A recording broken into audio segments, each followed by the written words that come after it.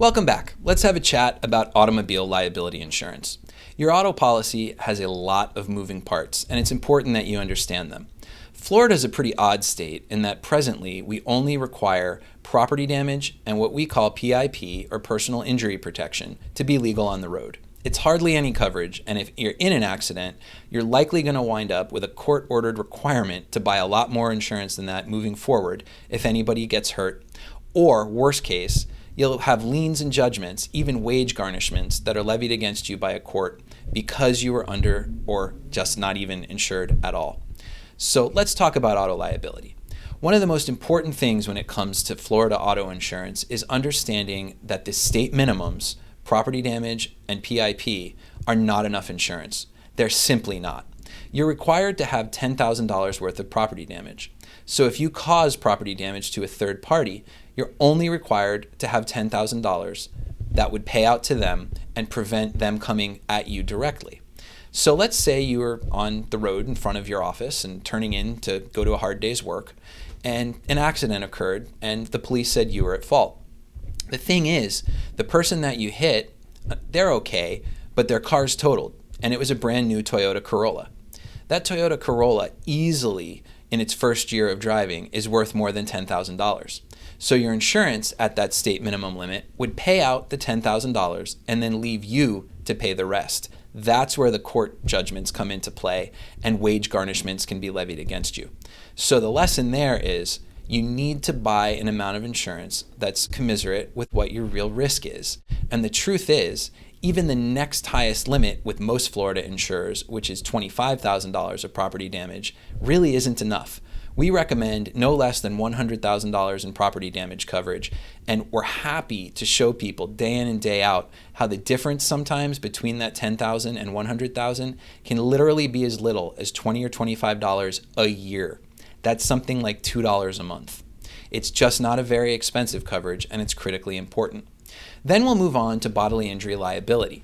That's if you hurt somebody in an accident that you're at fault in. It pays to a third party that's injured when you caused the accident.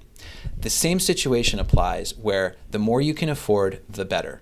Otherwise, should somebody be severely injured, or the worst is to happen, you definitely can wind up with a series of court judgments, again, wage garnishments, and really have a financial problem caused by it.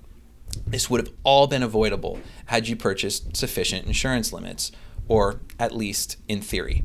So let's talk about bodily injury liability insurance. This is perhaps one of the 2 or 3 most important coverages on an automobile policy. And when people talk about auto liability, I think at least this is really what they're talking about.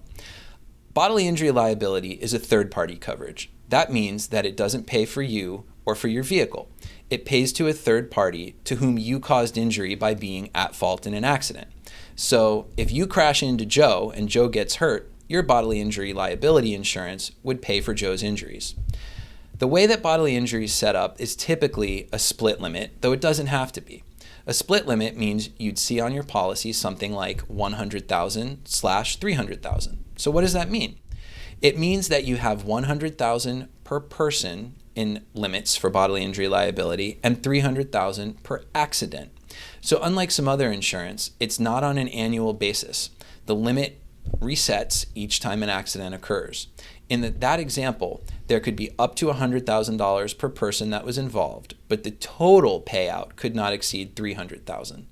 So to illustrate, if there were 3 people in the car, each person could receive up to $100,000, not to exceed $300,000. If their injuries were lesser, though, each person could receive, let's say, $30,000, then the total would still only be $90,000. So why do you need liability insurance coverage on your automobile? Well, it's really pretty simple. You're wanting to not have to pay out of pocket for people's injuries, and you're wanting to not have to risk wage garnishments that will stay with you into the future. A lot of people misunderstand and think, well, I'm early on in my career, I'm young, I don't have much money in the bank, what do I have to risk? Well, the answer to that question is your entire future. If you're to receive a wage garnishment because someone gets a $500,000 judgment against you, your employer is going to be required by the state to withhold a portion of your wages until that $500,000 is paid. That could never happen. It could take 20 years to happen. It could take 10 years to happen. But what it does is stay with you into the long-term future. So any earning potential that you may have 5 years from now, 10 years from now, 15 years from now is still affected. So your current position isn't everything that needs to be considered. A very common misconception about automobile liability insurance is how it covers another person's car or your car. In short, liability insurance in the form of property damage liability would cover if you damage another person's vehicle. So that's a very, very important coverage. There is, however, no coverage under the liability section in Florida that would cover your car. Some states do have what's called or underinsured motorist property damage coverage. So if somebody doesn't have enough of their own property damage and they're at fault and hurt your car or damage your car, then you can collect against your own policy. That coverage line does not exist in the state of Florida. We do, however, have uninsured motorist bodily injury liability coverage here in the state of Florida, which we'll cover in a different episode. So to wrap it up, simply put, automobile liability insurance has a lot of moving parts. It's important to realize that the state minimum here in Florida, or really in most states, really isn't adequate coverage for most people. It's just meeting what the state calls a financial responsibility minimum so that you can be legal on the road. Automobile liability insurance is there to protect you and your future earning potential so that an accident doesn't stymie you for the next 10 or 20 years. Stay tuned for our next couple of episodes where you'll continue to learn about some awesome tips and tricks about all kinds of insurance. And don't forget, click subscribe now to the Harry Levine Insurance YouTube channel.